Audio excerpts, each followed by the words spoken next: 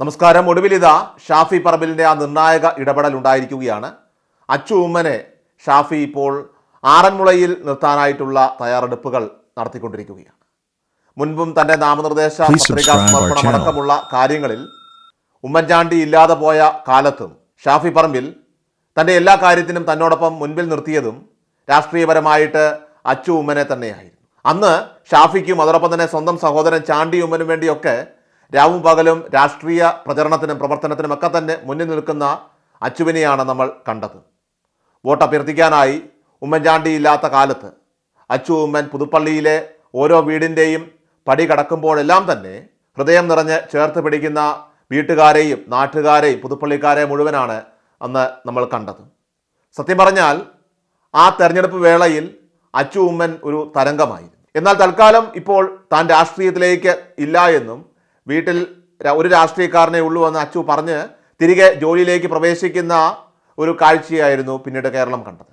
എന്നാൽ ഈ വരാനിരിക്കുന്ന 2026 തെരഞ്ഞെടുപ്പ് അത് വളരെ കൃത്യമായി ലക്ഷ്യം വെച്ച് കോൺഗ്രസ് ആകട്ടെ എല്ലാ പഴുതുകളും അടച്ചുകൊണ്ട് മുന്നോട്ട് പോകുമ്പോൾ തീർച്ചയായിട്ടും അച്ചു ഉമ്മന് വേണ്ടി ഒരു മണ്ഡലം കോൺഗ്രസ് ഇപ്പോൾ ഒരുക്കിയിട്ടിട്ടുണ്ട് എന്നാണ് നമുക്കിപ്പോൾ അറിയാൻ സാധിക്കുന്നത്. പത്തനംതിട്ട ജില്ലയിലെ ആറന്മുള മണ്ഡലമാണ് അങ്ങനെ ഒരുക്കി വയ്ക്കാൻ സാധ്യതയുള്ള മണ്ഡലമെന്നാണ് ഇപ്പോൾ അറിയാൻ സാധിക്കുന്നത്. CPM-നെ സംബന്ധിച്ച് കഴിഞ്ഞ 2021 നിയമസഭാ തെരഞ്ഞെടുപ്പിൽ 19,000-ഓളം വോട്ടിൻ്റെ ഭൂരിപക്ഷത്തിൽ വീണ ജോർജ് വിജയിച്ച് ഇപ്പോൾ ആരോഗ്യമന്ത്രി കൂടിയായി മാറിയ മണ്ഡലമാണ് ആറന്മുള. മാത്രമല്ല പത്തനംതിട്ട ജില്ലയെ സംബന്ധിച്ച് 5 അസംബ്ലി മണ്ഡലങ്ങളാണ് ഉള്ളത്. അവിടെ CPM വിജയക്കൊടി പാലിച്ച ഒരു മണ്ഡലം അത് ആറന്മുളയാണ്. പിണറായി വിജയൻ രണ്ടാമതും മുഖ്യമന്ത്രിയായി അധികാരമേറ്റ ശേഷം വലിയൊരു പൊളിച്ചെഴുത്ത് മന്ത്രിസഭയിലടക്കം ഉണ്ടാക്കി. അത് മാത്രമല്ല മികച്ച പ്രവർത്തനം കാഴ്ചവെച്ച് ആദ്യ പിണറായി മന്ത്രിസഭയിൽ ഒരു തരംഗമായി മാറിയ KK ശൈലജയെ ആരോഗ്യമന്ത്രി സ്ഥാനത്ത് നിന്ന് മാറ്റിയതൊക്കെ അപ്രതീക്ഷിതമായിട്ടാണ് നമ്മൾ കണ്ടത്.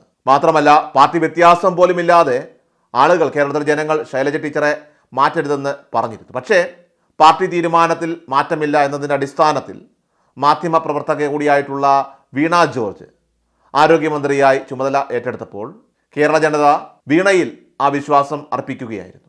എന്നാൽ ആടിയുലയാത്ത കപ്പിത്താനുള്ള കപ്പലിലെ വീണ ജോർജിനെ സംബന്ധിച്ച് കാര്യങ്ങൾ അത്ര നല്ല രീതിയിൽ ആയിരുന്നില്ല എന്നതാണ് സത്യം. മാത്രമല്ല ആരോഗ്യമന്ത്രി എന്ന നിലയിൽ ഒരു പരാജയമായിരുന്നു. മികച്ച പ്രവർത്തനം കാഴ്ചവെക്കാനും സാധിച്ചിട്ടില്ല. അതുകൊണ്ട് തന്നെ CPM എന്ന പാർട്ടിക്കകത്ത് പോലും വീണയോടുള്ള മതിപ്പ് ഇപ്പോൾ കുറഞ്ഞു വന്നിരിക്കുകയാണ്. അപ്പോൾ ഈ സാഹചര്യത്തിൽ എന്തുകൊണ്ടും ഇത്തവണ 2026 കോൺഗ്രസിന് തീർച്ചയായിട്ടും ആറന്മുള മണ്ഡലം പിടിച്ചെടുക്കാനാകുമെന്നാണ് രാഷ്ട്രീയ നിരീക്ഷകർ പോലും ഇപ്പോൾ ഉറപ്പിച്ച് പറയുന്നത്. അതിനൊരു ശക്തയായിട്ടുള്ള സ്ഥാനാർത്ഥിയെ കോൺഗ്രസിന് ആറന്മുളയിൽ ആവശ്യമാണ്. ആ ഒരു സ്ഥാനാർത്ഥിത്വത്തിലേക്ക് ഉയർന്നു കേൾക്കുന്ന ഒരേ ഒരു പേര് അത് അച്ചു ഉമ്മൻ്റേതാണ്. ഈ കൂട്ടത്തിൽ ഇപ്പോൾ യൂത്ത് കോൺഗ്രസ് ഉപാധ്യക്ഷനായിട്ടുള്ള അബിൻ വർക്കിയുടെ പേരും ഉയർന്നു കേൾക്കുന്നുണ്ട്.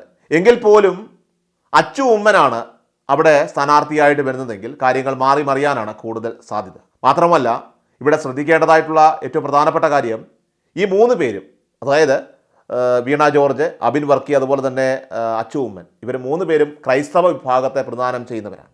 അതോടൊപ്പം തന്നെ ക്രൈസ്തവ വിഭാഗത്തിലെ ഓർത്തഡോക്സ് പ്രതിനിധികളാണ് 3 പേരും, വീണയും അബിൻ വർക്കിയും അതോടൊപ്പം തന്നെ ഈ അച്ചു ഉമ്മനും. അതുകൊണ്ട് തന്നെ എന്തു തന്നെ ആയാലും ഇപ്പോഴത്തെ ഈ ഒരു സാഹചര്യത്തിൽ ഒരു താരപരിവേഷം അത് കൂടുതലായിട്ട് അച്ചു ഉമ്മനുണ്ട് എന്നതാണ് യാഥാർത്ഥ്യം.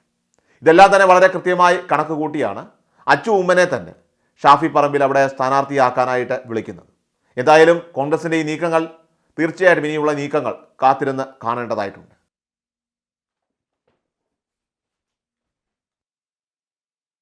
എല്ലാ ദിവസവും വാർത്തകൾക്കായി സബ്സ്ക്രൈബ് ചെയ്യുക, ഫോളോ ചെയ്യുക.